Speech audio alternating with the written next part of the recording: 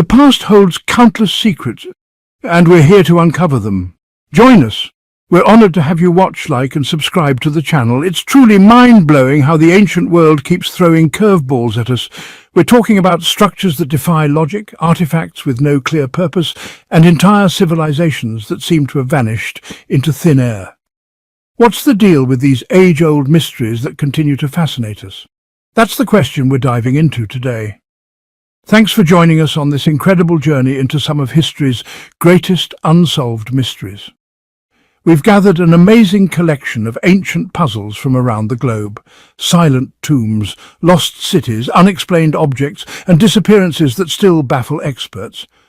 But our goal isn't just to describe these mysteries, it's to dig deep into what they reveal about the past and maybe even about ourselves. So let's get into it. Our mission is simple. We want to give you a clear, concise understanding of these mind-blowing historical enigmas.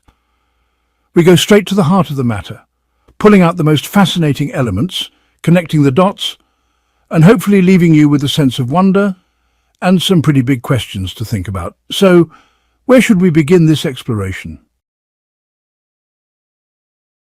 How about a tomb that has stood the test of time for thousands of years? A perfect place to start. Let's head to China and take a look at the extraordinary tomb of Qin Shi Huang, the first emperor of a unified China. But this isn't just a burial site. It's a massive underground mausoleum stretching over 56 square kilometers. 56! Can you imagine? Construction started when he was just 13 years old, with an estimated 700,000 workers involved. Incredible numbers. And then there's the terracotta army. Absolutely stunning to see. But the most intriguing part is the central chamber, believed to hold the emperor himself. It remains untouched, completely sealed, like we've only seen the trailer to a much bigger historical epic. A Han Dynasty historian named Sima Qian, writing nearly a century later, described this underground palace with flowing rivers of mercury, a pearl-covered ceiling mimicking the stars, and unimaginable treasures. And modern scientific surveys? They've actually detected unusually high levels of mercury in the soil around the burial mound, lending serious credibility to those ancient accounts. So why haven't we opened it yet with all our advanced technology?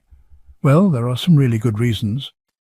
Excavating the terracotta army alone was a huge challenge, a cautionary tale really. The vibrant colours on the statues started to fade almost immediately after exposure to air. So imagine the irreversible damage we might do to delicate materials inside the main tomb, things like ancient silk, scrolls and artifacts. Without flawless preservation techniques, the risk is just too high. And it's not just about the objects. Those extreme mercury levels pose serious environmental and health risks.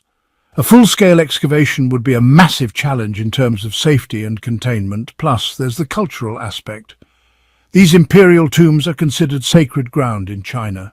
Disturbing them is seen as deeply disrespectful to the ancestors and national heritage, especially for Qin Shi Huang, a figure of huge symbolic importance. So yeah, there's real tension here. Our hunger for knowledge versus the need to respect cultural values. That untouched burial mound stands as a powerful symbol of that tension, a silent testimony to the mysteries still held by the past and the tough choices we face in uncovering them. Now, from an untouched tomb, let's jump to one that's completely lost, Genghis Khan's burial site. Unlike Qin Shi Huang, we don't even know where Genghis Khan is buried. The founder of the largest contiguous empire in history, his tomb just vanished, no trace at all. The contrast is wild, right? While many powerful leaders left behind massive burial sites, Genghis Khan's final resting place is shrouded in total secrecy. According to legend, this was by his own orders. The secret history of the Mongols only mentions the year he died. Even Marco Polo later claimed the Mongols themselves didn't know the location, like they intentionally erased it from the map, and the lengths they supposedly went to in order to keep it secret. Unbelievable. Folklore says entire groups of people involved in the burial, guards, workers, even animals, were killed to ensure no one could reveal the location. It's the kind of tale that only deepens the mystery. More than 2,000 people were involved in Genghis Khan's funeral, and then even the individuals who carried out the burial were reportedly eliminated. Layers upon layers of secrecy surrounded the entire event. The stories get even wilder. Some say 1,000 horses were ridden over the burial site to erase any trace of it. Rivers were rerouted, and entire forests were planted to hide the location. I mean, it's almost impossible to imagine the scale of such a cover-up. There's even a surprisingly touching story about a baby camel that was supposedly buried with him. The idea is that its mother would return to the site and cry for years, potentially guiding descendants to the grave. Wow. Yet, despite all these legends, there's no official record, no map, not a single document that actually reveals the location of the tomb. Nothing. The most widely accepted theory places it somewhere near Burkhan Khaldun, the sacred mountain where he was born. That's currently the top candidate. Archaeologists have tried everything, drones, satellite images, even crowdsourced projects to scan for possible sites. But actual excavations have been met with strong resistance from local communities who see the area as sacred land. So again, we see this tension between the drive for archaeological discovery and the need to respect cultural beliefs. The historical significance of what might be in that tomb is enormous. Treasures, artifacts and relics from a vast empire. But for the Mongolian people, honouring their national heroes' wishes and protecting sacred ground takes priority. On top of that, the Khenti region is extremely remote and hard to access. So all these factors combined keep the tomb, if it even exists, out of reach for now. Okay, let's switch gears completely and talk about something else, something wild, but on a totally different scale. Back in 1890, in Castelnau, France, some enormous bone fragments were discovered. Yep, the giant of Castelnau, a portion of a femur, part of a tibia, and what was thought to be a humerus. The most eye-catching part, the reported size. These fragments were said to be twice the size of equivalent bones in modern humans, twice the size. Based on those measurements, anthropologist Georges Vacher de Lapouge estimated the individual would have stood over 11 feet tall. 11 feet. And he was reportedly very convinced that these were human remains, not those of a humanoid animal.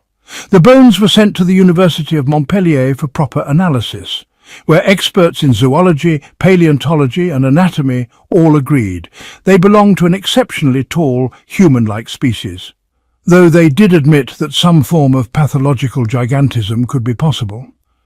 Then, a few years later, more reports surfaced of even larger skulls and bones found nearby. These remains were said to belong to individuals estimated to be between 10 and 15 feet tall, which is insane if true. But what happened to those later discoveries? That's the big mystery. They were reportedly sent to the French Academy of Sciences, but then they just vanished, no trace, which means no modern re-examination can be done. And that leaves us with nothing but questions. Adding another layer to this mystery, in 2022, anthropologist Catherine Hewson suggested a new theory. Maybe the 1890 bones were misidentified. They might have actually belonged to giant prehistoric bears, Ursus spelaeus, which once roamed parts of Europe. And honestly, that's a plausible explanation. Comparative anatomy back then wasn't as advanced as it is today, so a mistake like that is understandable. But if they were just bare bones, why were the experts at Montpellier so confident they were human? That part's weird. And why hasn't there been any modern follow-up on the original 1890 fragments? Did they disappear too? It's not clear. It's an ongoing mystery. Whether they were actual remains of gigantic humans or misidentified animal bones, this discovery still resonates. It echoes those myths and legends of giants found in cultures all over the world, like the Nephilim or the local folklore right there in Castelnau. Of course, we always have to be cautious about archaeological hoaxes.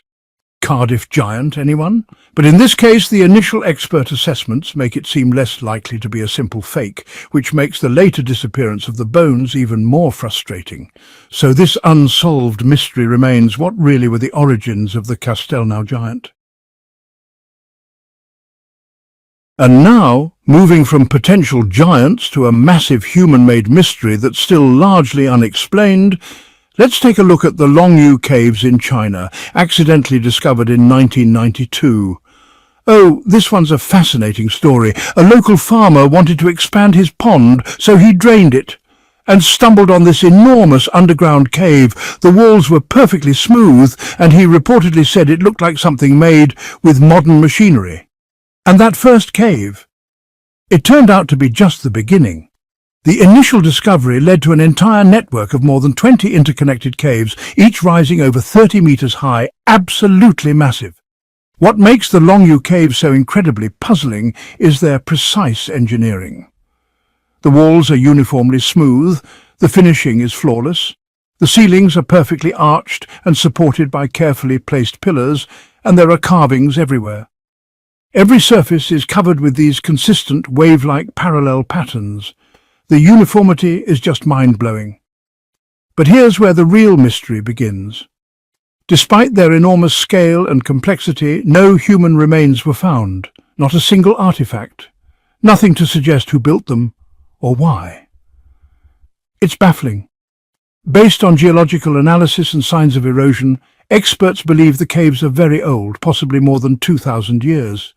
Maybe dating back to the Qin or early Han dynasties, but strangely there's no mention of the Longyu Caves in any known ancient Chinese texts. None. That's what really raises eyebrows. How could such a massive construction just vanish from historical records? That's the big question. So what are the theories?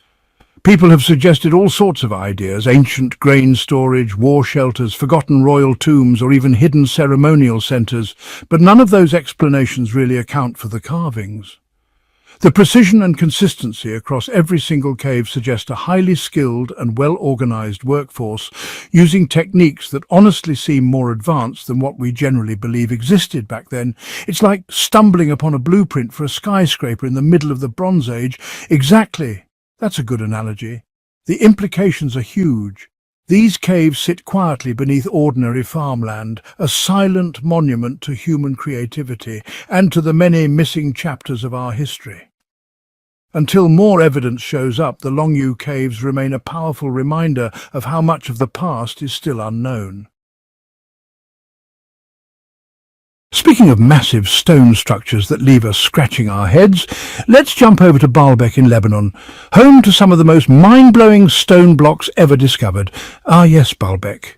When you visit this ancient site, the Roman ruins are already impressive, but then you see the foundation of the Temple of Jupiter, and that's where things get crazy. The foundation is made of 3 enormous stone blocks known as the trilithon, and they seriously defy explanation.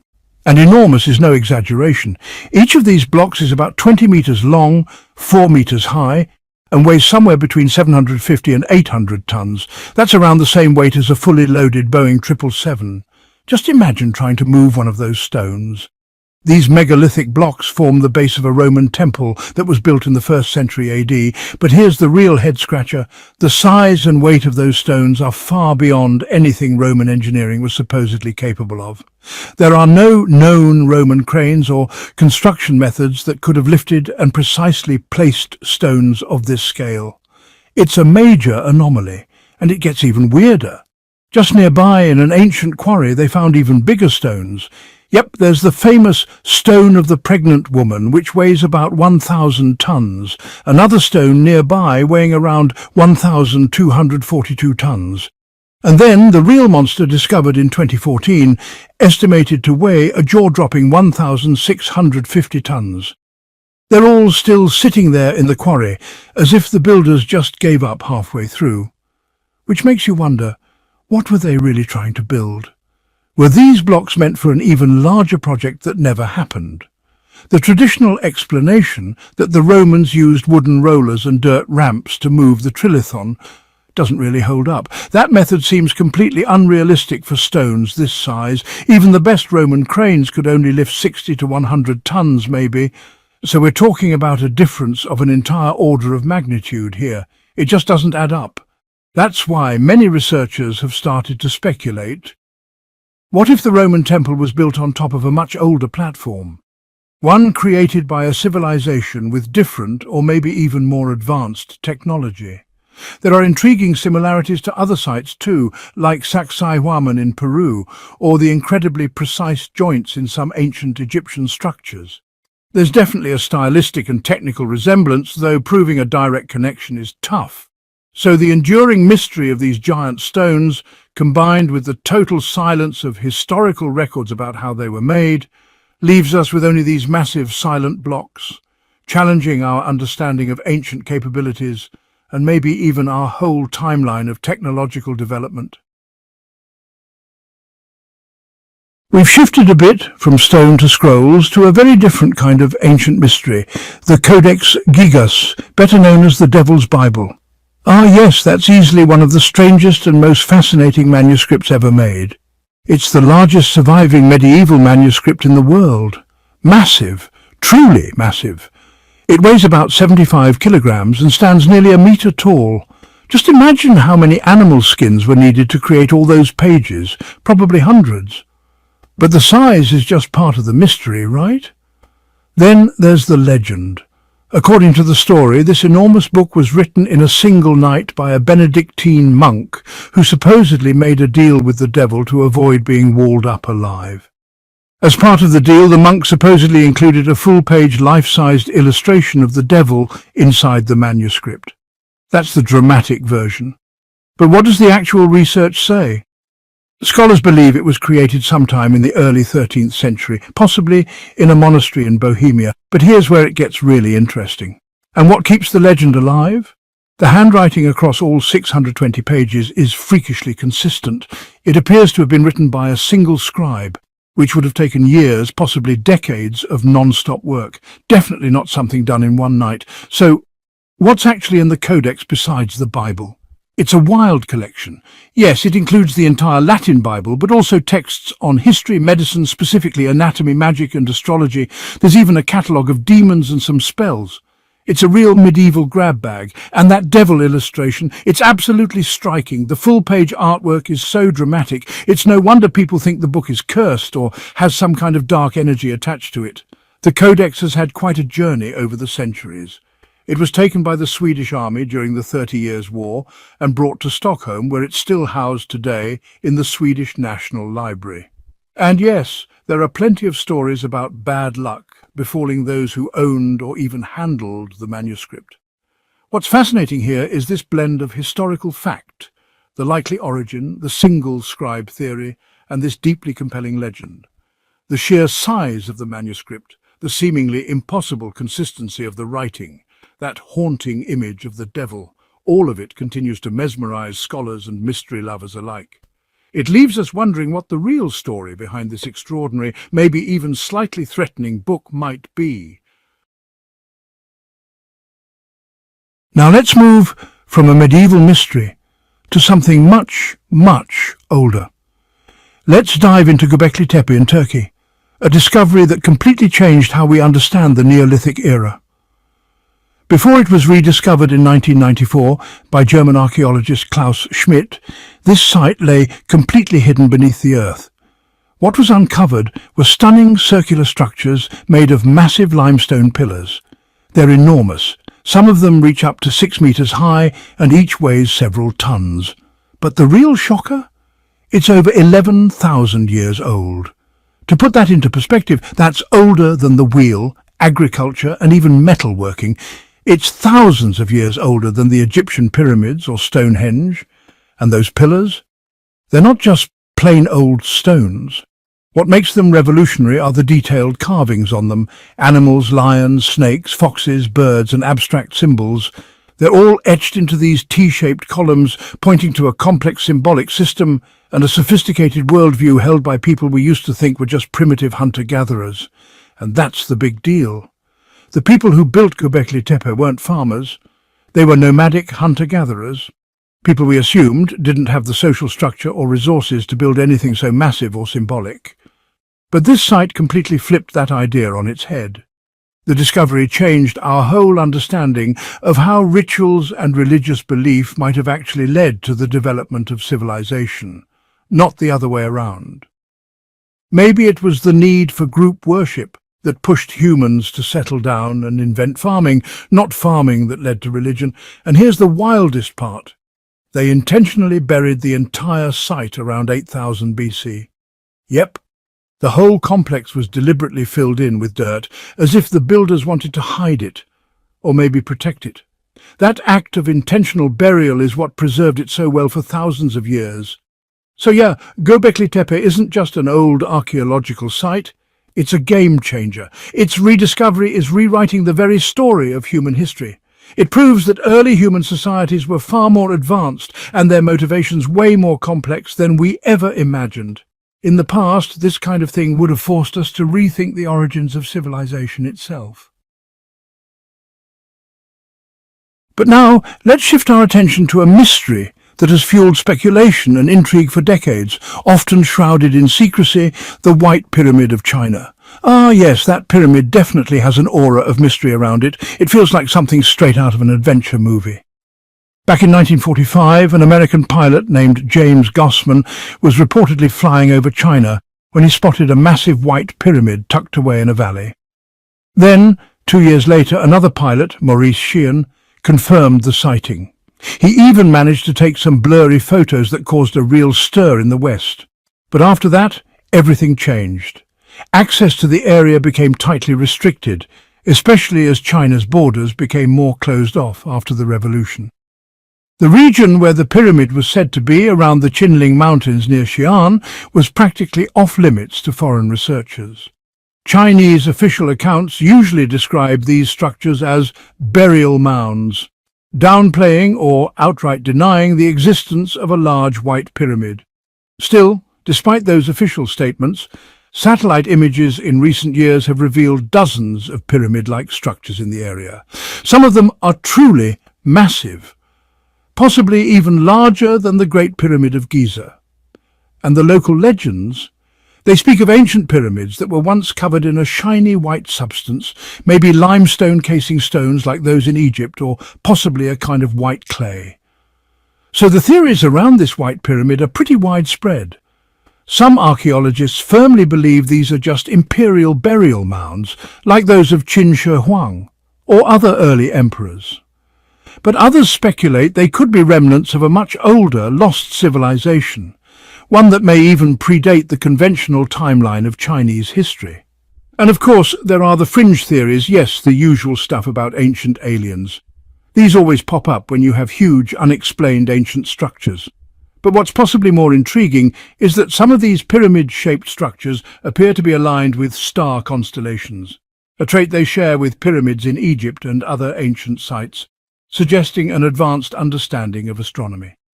Still, the biggest challenge here is the lack of independent access for foreign archaeological teams. That's really the main obstacle. The Chinese government has taken a very cautious approach to large-scale excavations in this region, partly because of the cultural sensitivity surrounding imperial tombs. There's a strong belief that the resting places of emperors shouldn't be disturbed. So what makes this fascinating is the tension between anecdotal sightings, satellite data, local folklore, and official caution. The White Pyramid, whether it's a single giant structure or a complex of many, remains a powerful symbol of the unknown. It challenges our accepted historical narratives and reminds us that there could still be major discoveries hidden beneath the surface of our planet. All right, let's move from a possibly ancient pyramid to a much more recent but equally puzzling discovery: the Black Sarcophagus of Alexandria, found in 2018. Ah yes, that one really captured the public imagination, didn't it? It was found completely by accident at a construction site in Alexandria. And it wasn't just any old coffin. This was a massive black granite sarcophagus, about 3 meters long, weighing around 30 tons. Just enormous. What stood out right away was how plain it was. Totally different from the elaborately decorated sarcophagi we usually associate with Egyptian kings or nobles. This one was